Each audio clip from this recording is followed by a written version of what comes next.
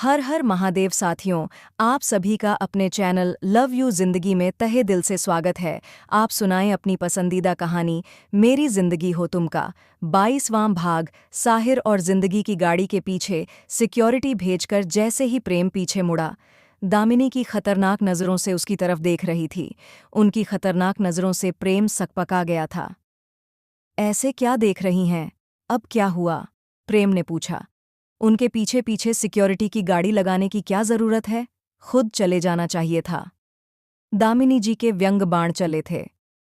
तो उसे कुछ कहना या समझना ही बेकार है। तंज समझकर प्रेम रसोई घर में से बाहर निकलने को हुआ तो दामिनी जी को लगा कि यह सच में उनके पीछे जा रहे हैं। मति मारी गई है क्या? दिमाग में कुछ है भी, या फिर सब कुछ बंदूक में भरकर चला दिया है? दामिनी की तेजी से आगे बढ़कर प्रेम के सामने खड़े होते हुए बोली। मतलब? प्रेम समझ नहीं पाया था। अरे बेटा, बहू घर से बाहर गए हैं, एक दूसरे के साथ समय बिताना चाहते हैं, एक दूसरे के साथ को समझना चाहते हैं, तो क्यों उनके पीछे फौज लगा रहे हैं?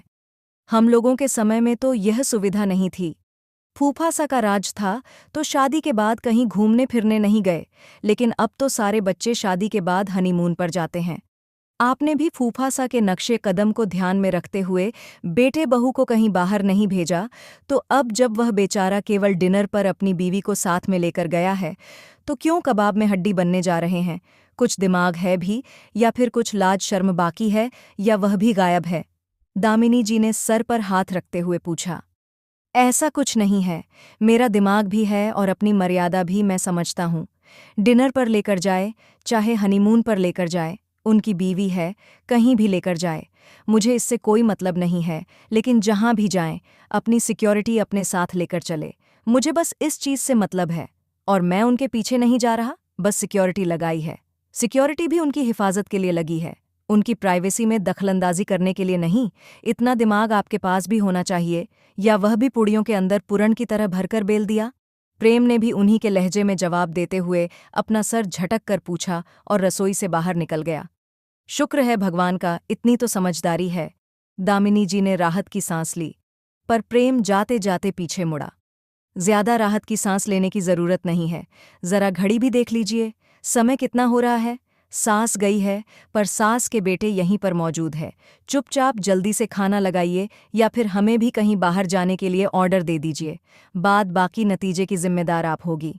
प्रेम के होठों पर दबी दबी मुस्कुराहट थी। हमें भी साथ लेकर चलेगा ना? दामिनी जी ने खुश होते हुए पूछा। क्यों? मेरी जो मति मारी गई है ना, घर तो घर, बाहर भी फंदा लटकाकर घूम लूंगा।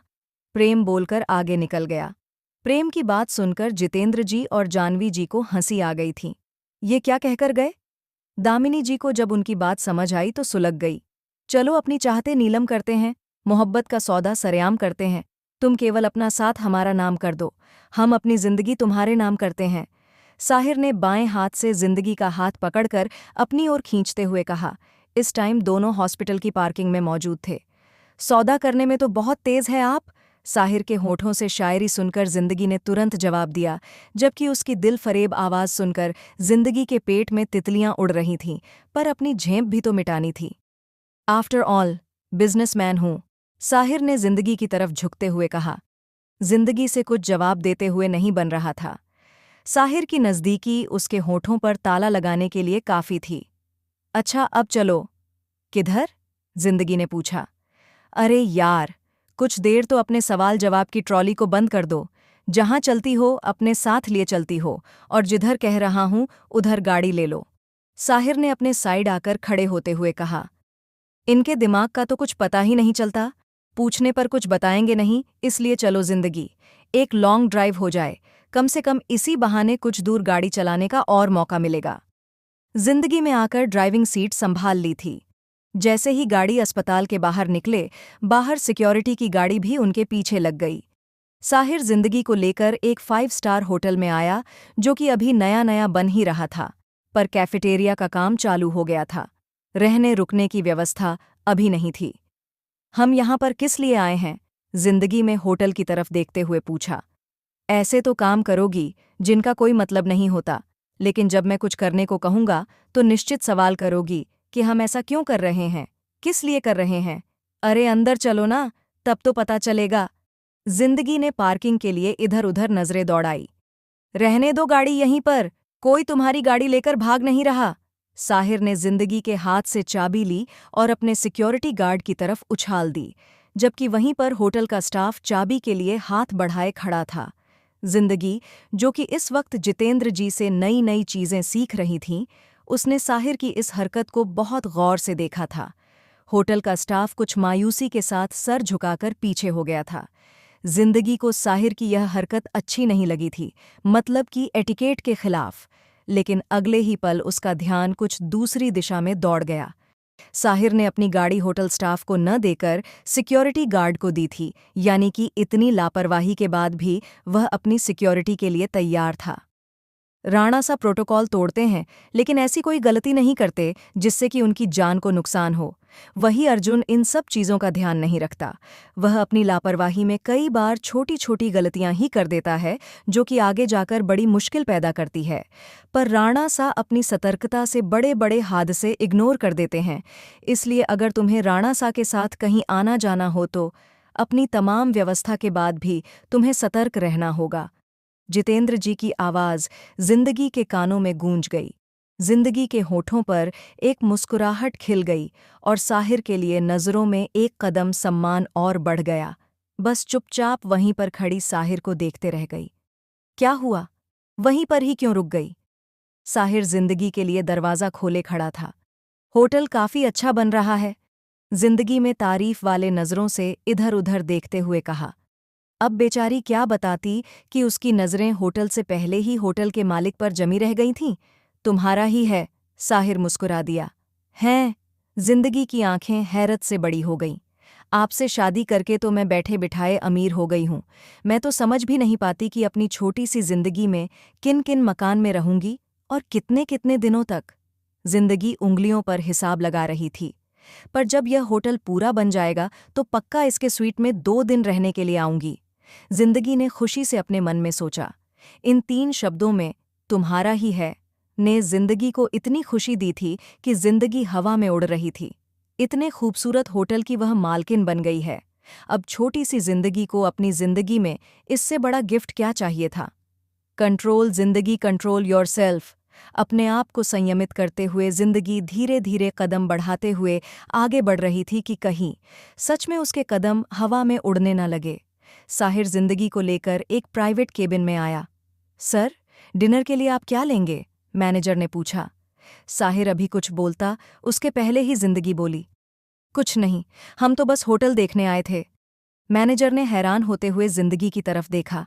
साहिर ने जिंदगी को रुकने का इशारा किया और मैनेजर से कहा, मैंने मैसेज कर दिया है, आप मैसेज चेक कर लीजिए। मैनेजर वहां से निकल गया। राणा सा, हम लोग खाना यहाँ क्यों खाएंगे?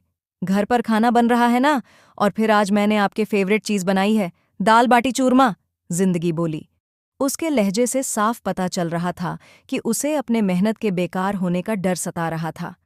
डोंट वरी, तुम्हारी मेहनत बिल्कुल बेकार नहीं जाएगी। तुमने जो बनाया है वह मैं पसंद से खा लूंगा। उसको तुम फ्रिज में रख देना, मैं कल सुबह खा लूंगा। फिलहाल अभी तुम अपने होटल का खाना टेस्ट करके देखो। पर काकी सा और मम्मी इंतजार कर रही होगी। जिंदगी को जानवी जी की घूरती हुई आंखें याद आ रही थीं। उनकी चिंता तुम मत करो, मैं उनसे कह दिया है कि हम बाहर खाना खाएंगे और उन्होंने खुशी खुशी परमिशन दी है, साहिर ने कहा। हाँ, वैसे भी उनको अपने बेटे के आगे कुछ दिखता कहाँ है। मेरा शक अब पूरा यकीन में बदल चुका है कि मम्मी मुझे कहीं से उठाकर ही लाई है, वरना अगर मैंने परमिशन मांगी रहती तो भगवान जाने किन किन बीमारियों के नाम उन्हें याद आ जाते जो कि बाहर के खाने से पैदा होते हैं। और देखो, बेटे को खुशी खुशी परमिशन दे दिया। साहिर के लिए जानवी जी का प्रेम याद करके जिंदगी ने मुंह बनाकर कंधे उसका दिए। वैसे तो तुम्हें बाहर का खाना बहुत पसंद है, ये दाल बाटी चूरमा कब से पसंद आने लगा? साहिर ने मुस्कुराते हुए जिंदगी से पूछा। नहीं, बस ऐसे ही। वह आप और मम्मी बोलते हैं ना कि बाहर का खाना अनहेल्थी होता है, जिंदगी तेजी से बोली। संभल जा जिंदगी, तेरे सामने राणा सा बैठे हुए हैं। एक तो इतने दिन के बाद बाहर का खाना मिल रहा है, क्यों अपने हाथों ही अपनी इस स्पेशल ट्रीट पर पानी फेरने पर पड़ी है? अगर तूने अपने मन में भी इन उल्टे सीधे ख्यालों को सोचा ना, तो राणा सा का मूड चेंज होते देर नहीं लगेगा। फिर बैठकर चबाती रहना दाल बाटी चूरमा। जिंदगी ने मुंह बनाते हुए अपने मन में अपने आप को डांट लगाई। बोल तो ऐसे रही हो जैसे मेरी सारी बातें मानती हो। साहिर मुस्कुराया, लेकिन फिलहाल में जिंदगी ने कोई जवाब नहीं दिया, क्योंकि अपने होटल में खाना खाने की खुशी बहुत ज्यादा थी। इसमें तो साहिर के 100 खून भी माफ थे। एक टोंट की कौन बिसात। कुछ देर के बाद खाना लग चुका था। साहिर ने जिंदगी की तरफ देखा। खाना शुरू करो।